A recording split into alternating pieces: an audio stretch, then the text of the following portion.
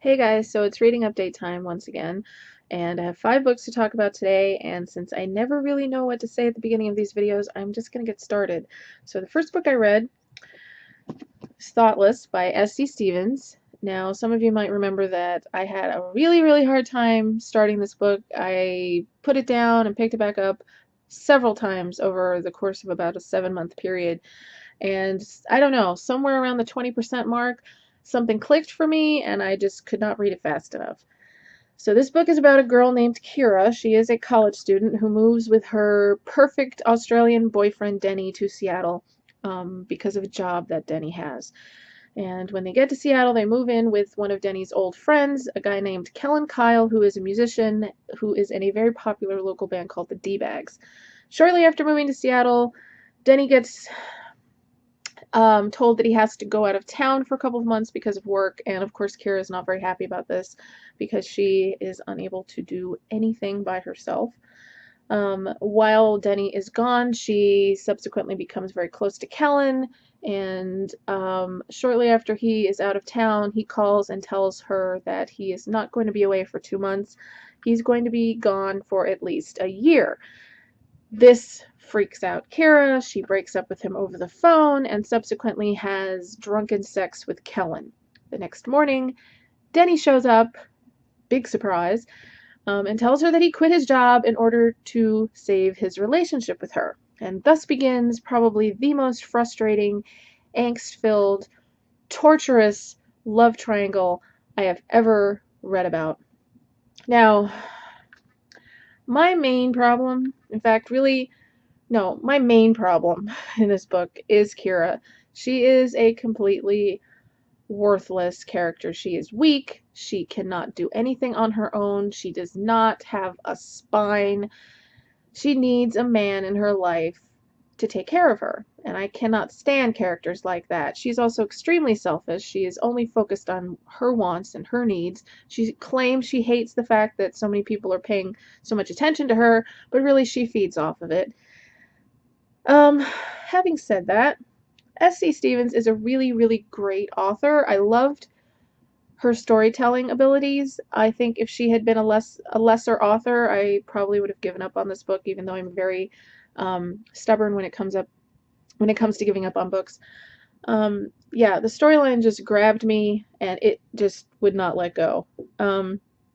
Having said that, it is an extremely frustrating reading experience because there is so much angst and turmoil and heartache going on in this book. It's an emotionally exhausting read, but I really liked the other characters in the book. Kellen and Denny were both great. I even liked the other members of the D-Bags and Kira's sister.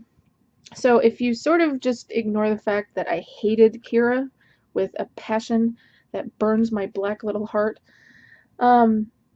this was an excellent book, and I would recommend it. Just prepare yourself to have a lot of frustrating moments. So I gave this 4.5 stars on Goodreads. I probably would have given it 5 if I had liked Kira at all.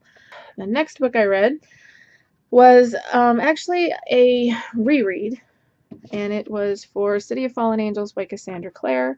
After I did my video about how disappointed I was in this book, so many people told me, oh, I don't understand why you didn't like it. It was so good. It's different, but it was so good. You should give it another try. So I decided to give it another shot, and unfortunately, I did not like it any more than I did the first time. This is book 4 in the Mortal Instruments series. I am one of the people who firmly believe that this series should have ended at 3 books. I think City of Glass had the perfect ending. All of the characters were in a really good place. I was not very happy when I found out that she was extending the book series to 6. I think in this book, anyway, all she did was devolve these formerly amazing characters into these cartoonish soap opera characters. And this book is single-handedly responsible for Cassandra Clare no longer being in my top 3 favorite authors. So yeah, unfortunately I didn't like this book anymore the second time around, so my rating stays the same. I gave it 2 stars on Goodreads. So when I was done with that, I really needed a change. So I decided to read something completely different, and I read Blood Men by Paul Cleave. This is an adult thriller, and it is set in New Zealand. It is about a man by the name of Edward Hunter. And right before Christmas, the week before Christmas actually, his wife dies in a bank robbery right in front of him. He's standing right there as she's shot. And he blames himself because his wife was targeted because he sort of stepped up and said something and challenged the bank robbers, and he blames himself for it. And he is also the son of an infamous serial killer who killed many, many women while he was growing up. And he has sort of been living in his father's shadow, and his purpose in life is to prove that he is nothing like his father.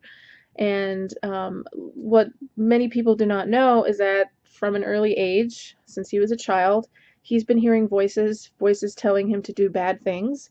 And he has been relatively successful in ignoring the voices and not following their directions.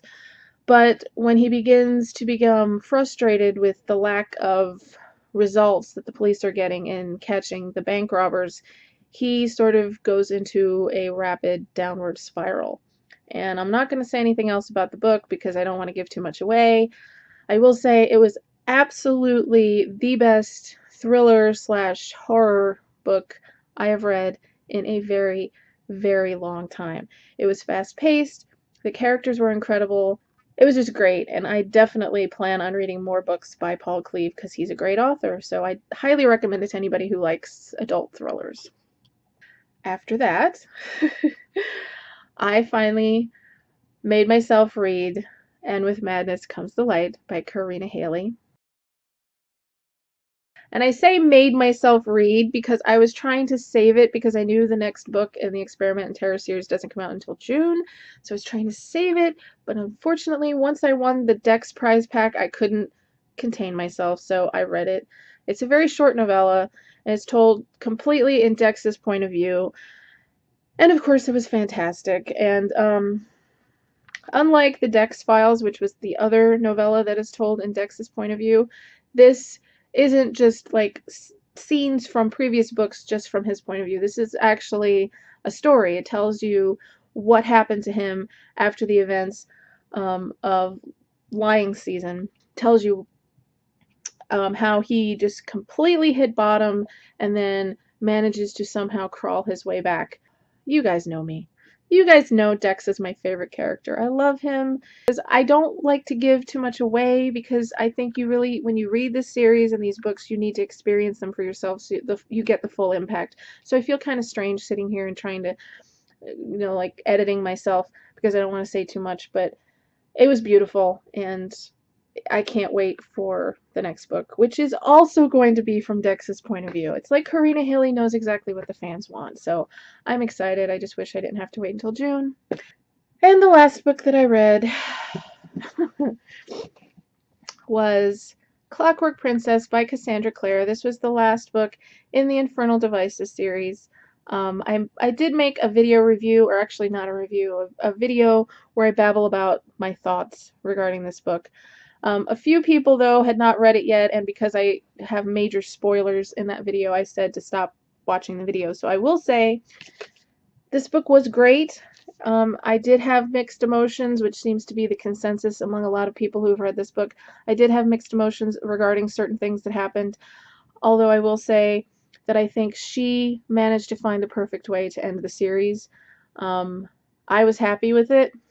There were certain things that really frustrated me that happened that in the end really were not necessary, but overall it was a great ending to an amazing series. I will miss these characters so much, but it was a great ride and highly, highly recommend it.